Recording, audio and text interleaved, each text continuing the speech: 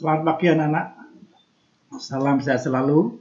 Tidak terasa kita sudah menginjak pada kelas 12. Kali ini kita akan membahas tentang kasus-kasus pelanggaran hak dan pengingkaran kewajiban warga negara. Kompetensi yang kita pelajari yang pertama yaitu menganalisis nilai-nilai Pancasila terkait dengan kasus-kasus pelanggaran hak dan pengingkaran kewajiban warga negara dalam kehidupan berbangsa dan bernegara. Yang kedua, atau KD 32, mengevaluasi praktek perlindungan dan penegakan hukum untuk menjamin keadilan dan kedamaian. Untuk IPK-nya nanti kalian bisa pelajari sendiri, itu ada 8 ya anak ya. Lanjut. Nah, peta konsep. Pelanggaran hak dan pengingkaran kewajiban dalam perspektif Pancasila meliputi apa anak? Makna hak dan kewajiban warga negara. Hak dan kewajiban warga negara, kasus-kasus pelanggaran hak dan pengingkaran kewajiban warga negara, penanganan pelanggaran hak dan pengingkaran kewajiban warga negara. Untuk pokoknya dalam hak kewajiban warga negara itu bisa meliputi nilai ideal Pancasila, nilai instrumental Pancasila, dan nilai praksis. Ini peta konsep yang harus kita pelajari nak. Nah, apa saja yang utama nak? Hak dan kewajiban warga negara, substansi hak dan kewajiban warga negara dalam nilai dasar Pancasila, substansi hak dan kewajiban warga negara dalam nilai instrumental Pancasila, dan substansi hak dan kewajiban warga negara dalam nilai praksis Pancasila. Itu 4 hal yang harus kalian kuasai. Dan masih beberapa ada lagi. Dia dalam contoh kalian pelajari nanti di materi tentang contoh-contoh berita. Anda bisa membaca sendiri dalam sumber yang sudah Bapak sediakan. Kemudian ini nanti kalian kerjakan ya sebagai tes prasyarat. Nah, apa itu makna hak dan kewajiban warga negara?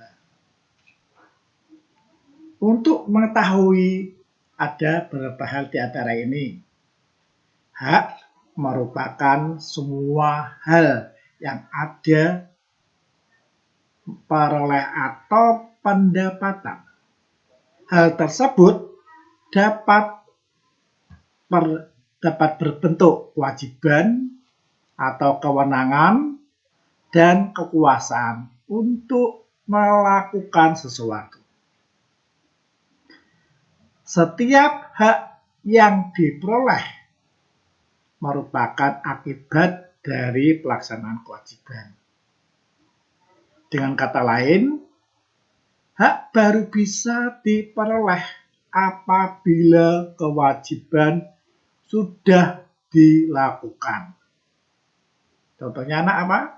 Ya, seorang pegawai berhak mendapatkan upah apabila dia sudah melaksanakan tugas untuk pekerjaan yang dibebankan kepadanya. Lanjut. Nah, itu beberapa hal. Kemudian yang harus kalian ketahui diantaranya lagi apa nak?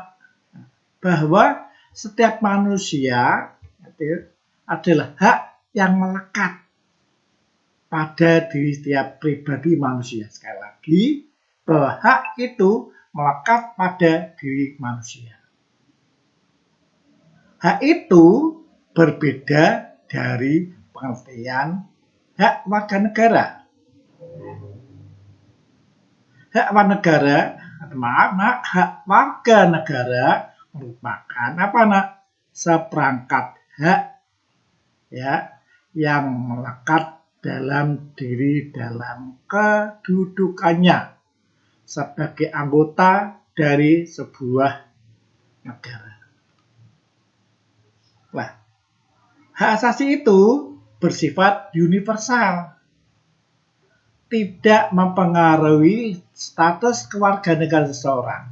Akan tetapi, hak warga negara dibatasi oleh status kewarganegaraan. Dengan kata lain, setiap atau setidak semua hak warga negara adalah hak asasi manusia. Semua hak asasi manusia juga merupakan hak warga negara. Misalnya, hak setiap warga negara untuk menduduki jabatan dalam pemerintahan Republik Indonesia adalah hanya hak warga negara saja. Nah, ketentuan ini yang mana warga negara Indonesia saja yang hal untuk itu, tidak semua bisa. Sedangkan tidak berlaku bagi orang yang bukan warga negara Indonesia. Jadi intinya bahwa hak itu tidak untuk orang asing. Ya. Hak warga negara Indonesia meliputi hak konstitusional dan hak hukum. Hak konstitusional adalah hak-hak yang dijamin di dalam atau dan oleh Undang-Undang Dasar Negara RI tahun 45. Ya, ini. Kemudian, apa itu konsep kewarganegaraan? Konsep kewajiban warga negara itu apa? Kewajiban asasi merupakan kewajiban dasar setiap orang. Dengan kata lain, kewajiban asasi terlepas dari status kewarganegaraan yang dimiliki oleh orang tersebut. Sementara itu, kewajiban warga negara dibatasi oleh status kewarganegaraan seseorang. Akan tetapi, konsep kewajiban warga negara memiliki cakupan yang luas karena meliputi pula kewajiban asasi. Misalnya, di Indonesia menghormati hak hidup merupakan kewajiban setiap orang, terlepas apakah ia warga negara ataukah bukan. Adapun kewajiban bela negara hanya merupakan kewajiban warga negara Indonesia. Sementara warga negara asing tidak dikenakan kewajiban tersebut. Hak dan kewajiban warga negara merupakan dua hal yang saling berkaitan. Keduanya memiliki hubungan kausalitas atau hubungan sebab akibat. Seseorang yang mendapatkan hak karena kewajibannya dipenuhi. Misalnya, tadi sudah Bapak ungkap, ya ini kita contoh yang lain saja lah, contoh yang lain. Kalian sudah belajar kan mendapatkan kewajiban untuk memberikan nilai yang baik. Itu contoh lain. Ya, nih. Selain itu, hak yang didapatkan seseorang sebagai akibat dari kewajiban yang telah dipenuhi. Ya, tadi sudah beri contoh yang banyak. Kemudian, bagaimanakah substansi hak dan kewajiban warga negara dalam Pancasila? Pancasila merupakan ideologi yang mengedepankan nilai-nilai kemanusiaan. Pancasila sangat menghormati hak dan kewajiban setiap warga negara. Bagaimana Pancasila mengatur hak dan kewajiban setiap warga negara? Nah, di sini Pancasila menjamin hak asasi manusia melalui nilai-nilai yang terkandung di dalamnya. Nilai-nilai Pancasila dapat dikategorikan menjadi 3, yaitu nilai dasar, nilai instrumental, nilai praksis.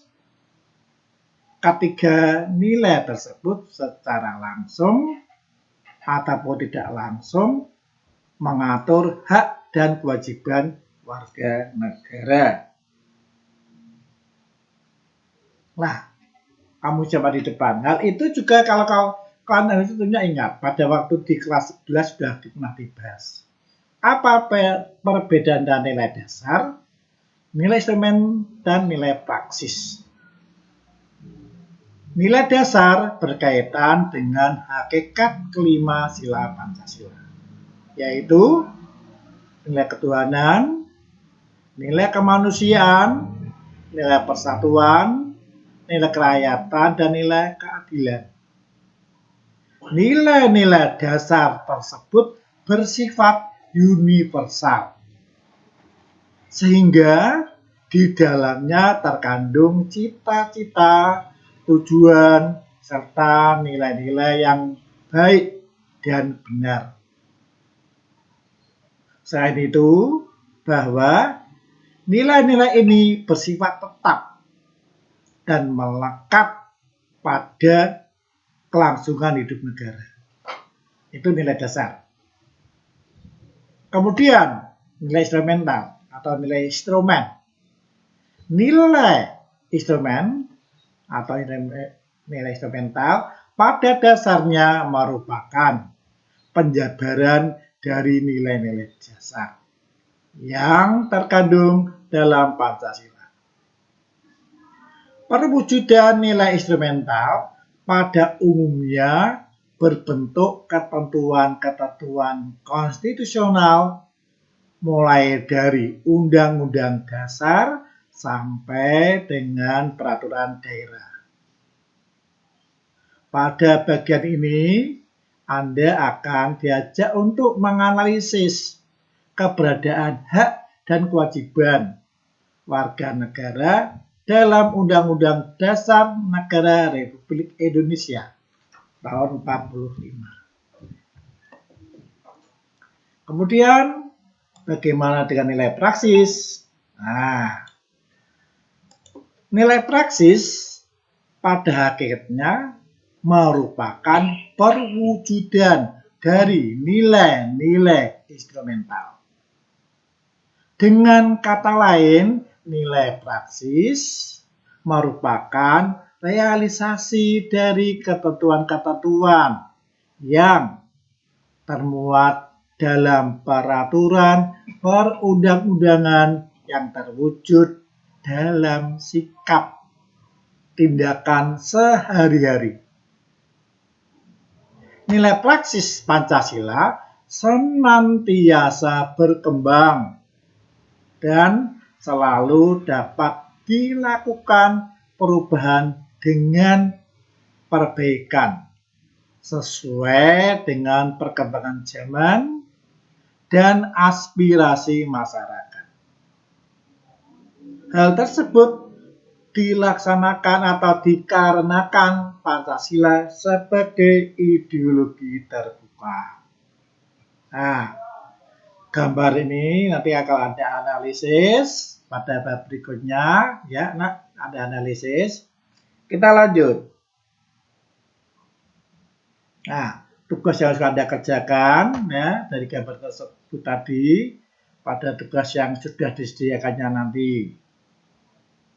Nah, kemudian kita masuk pada implementasi dasar atau implementasi nilai dasar.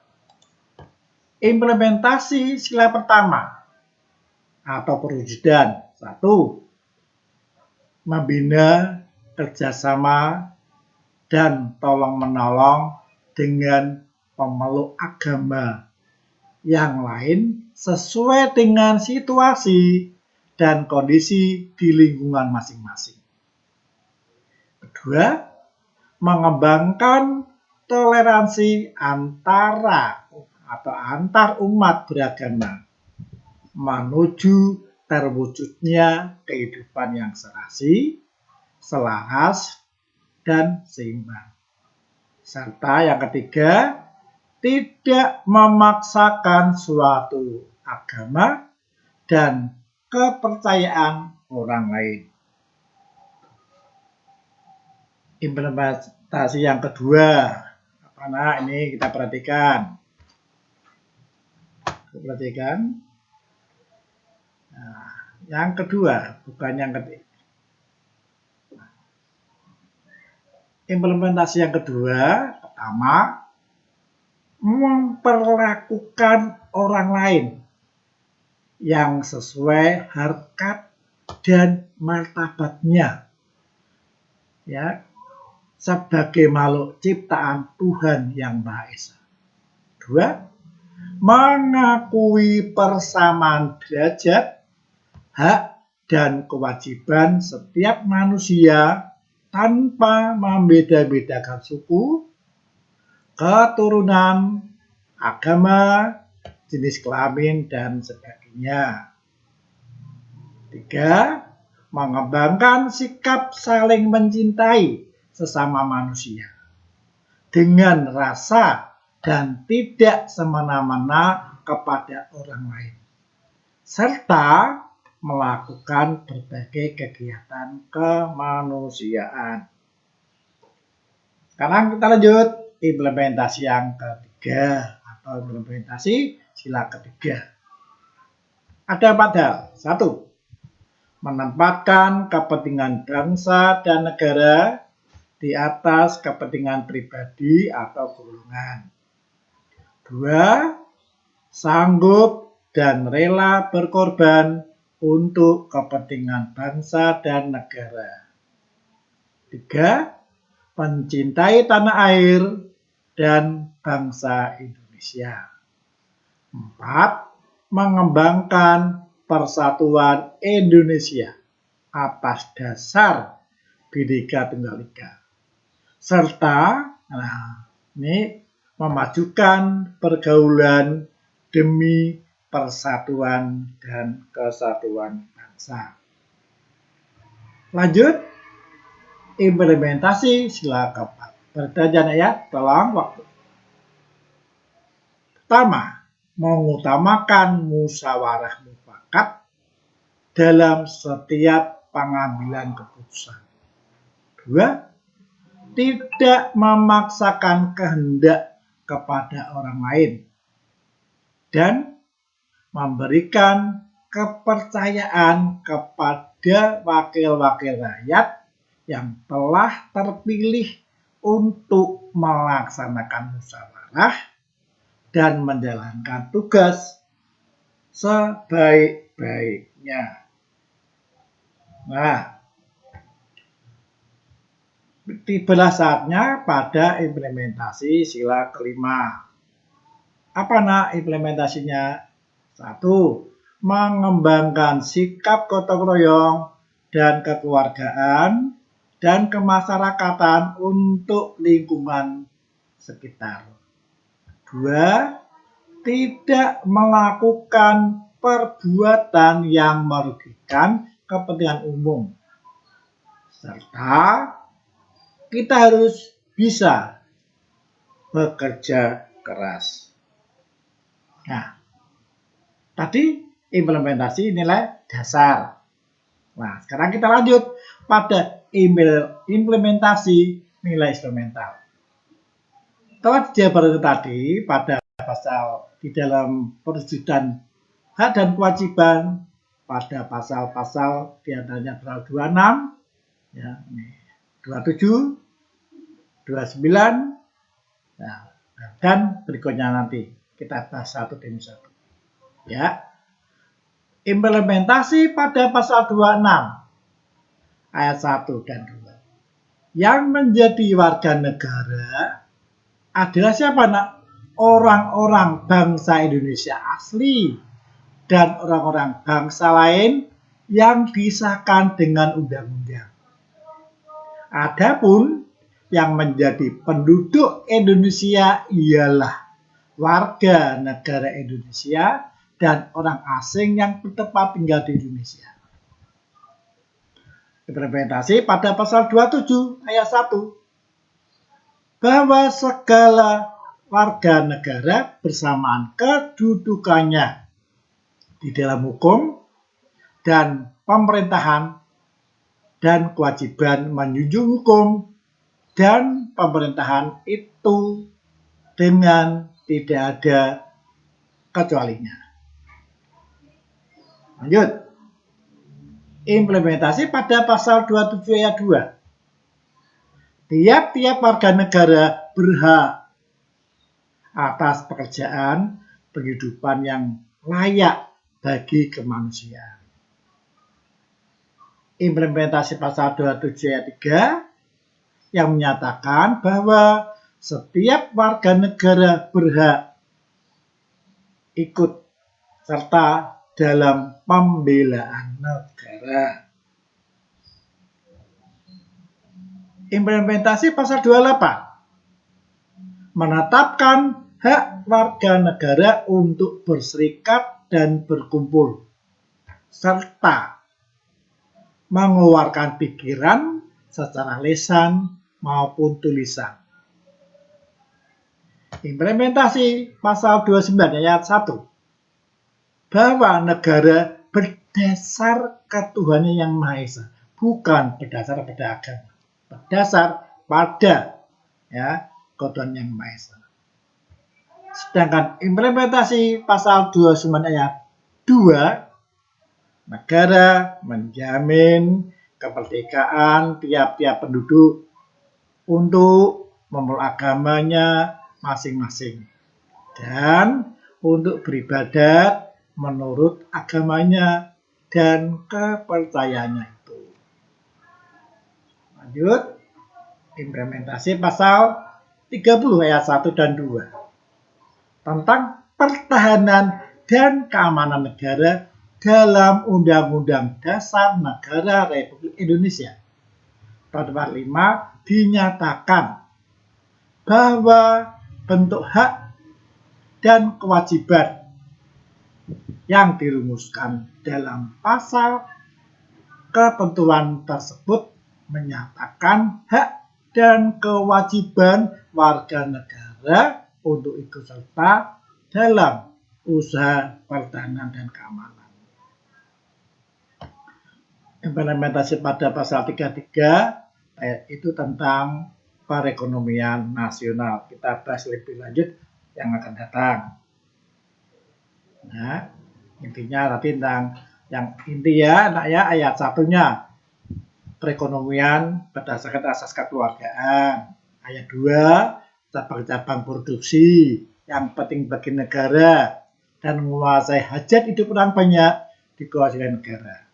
Ayat 3, bumi, air, dan kekayaan alam yang terkandung di dalamnya dikuasai oleh negara dan dipergunakan untuk sebesar-besarnya kemakmuran rakyat.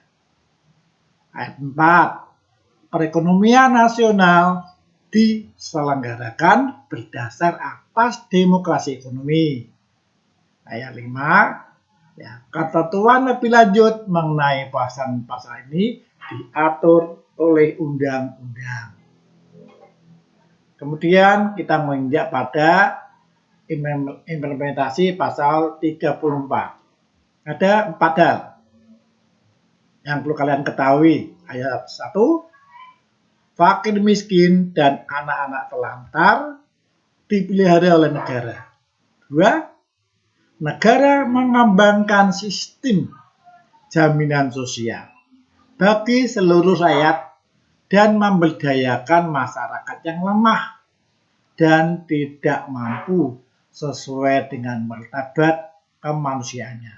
3, negara bertanggung jawab atas penyediaan fasilitas pelayanan kesehatan dan fasilitas pelayanan umum yang layak.